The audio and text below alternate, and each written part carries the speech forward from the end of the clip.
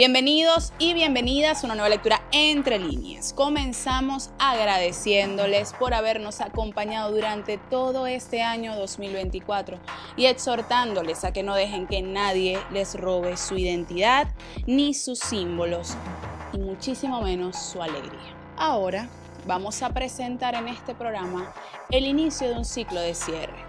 Una serie breve de programas dedicados a proporcionarle a ustedes la mayor cantidad de datos que les permitan ver cómo corresponde a quienes están haciendo frente a la ofensiva por destruir Medio Oriente y rediseñarlo según los planes de Estados Unidos e Israel.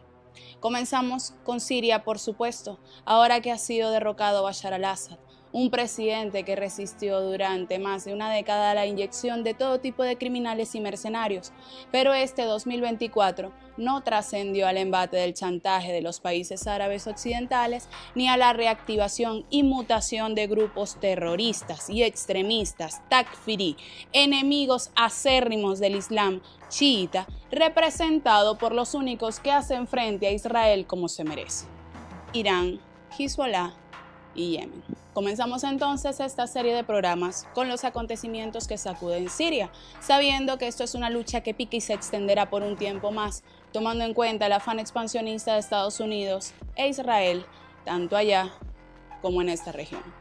Iniciamos.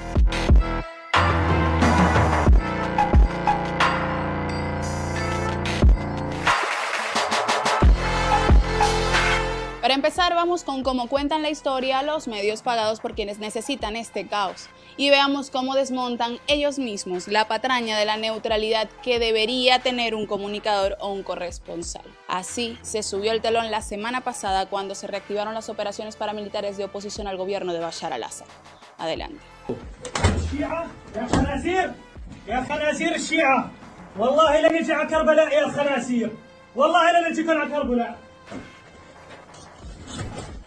يا مشركين خسيتوا حيوا ابو عبدو الله اكبر خان شيخون بدك تكسر راس الخميني باذن الله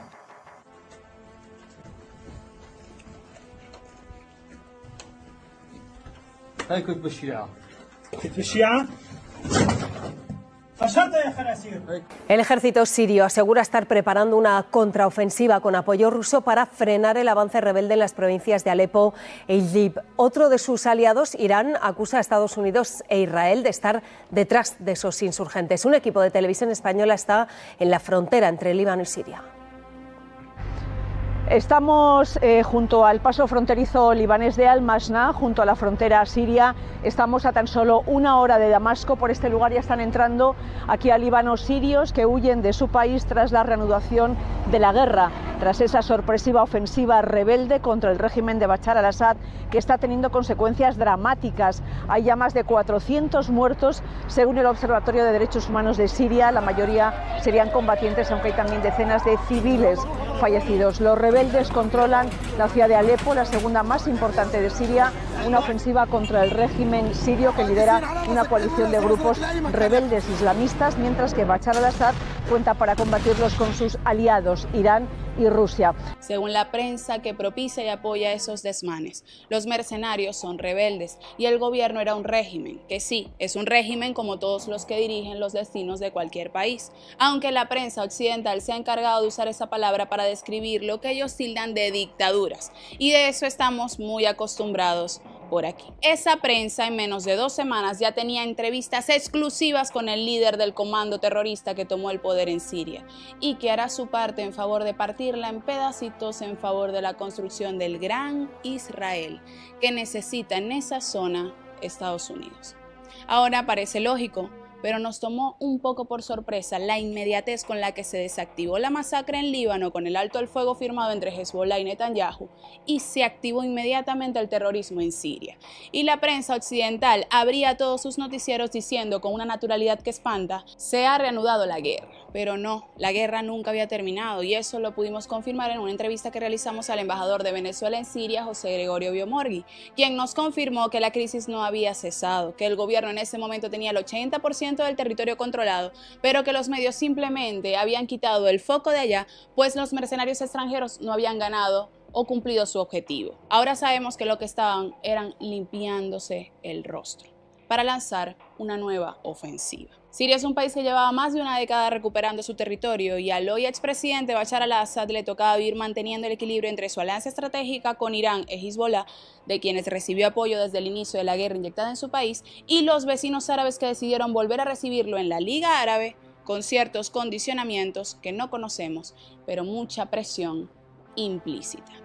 Desde ese regreso a la Liga, el chantaje se cernía perennemente sobre Bashar al-Assad y al mismo tiempo las presiones tangibles y físicas a través de la inyección y activación de las células terroristas que se mantenían dormidas esperando el llamado hasta que se activaron desde comienzos de noviembre y se hizo tendencia el pasado 2 de diciembre con el ataque y toma de Alepo, después de que esa ciudad había sido liberada durante 8 años. Venezuela, Cuba y otros países se manifestaron solidarios con Siria, los países árabes convocaron reuniones urgentes para resolver la situación.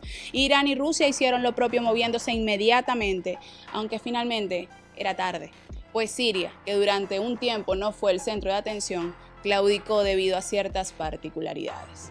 Desde 2011, con la ayuda de Rusia e Irán, el gobierno sirio había aplastado a los rebeldes, como les dice la prensa extranjera, y mantuvo en gran parte de la integridad de su territorio. Rusia utilizó su formidable fuerza aérea mientras Irán enviaba asesores militares a Siria.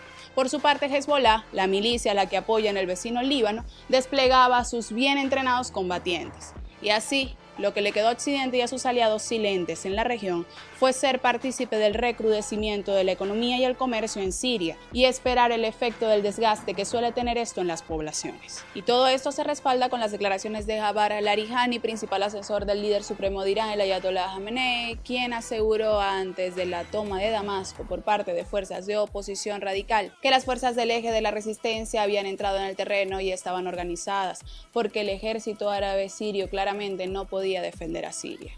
Este asunto debió ser tomado en las manos iraníes desde el principio.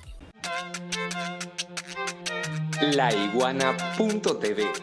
La verdad hecha tendencia.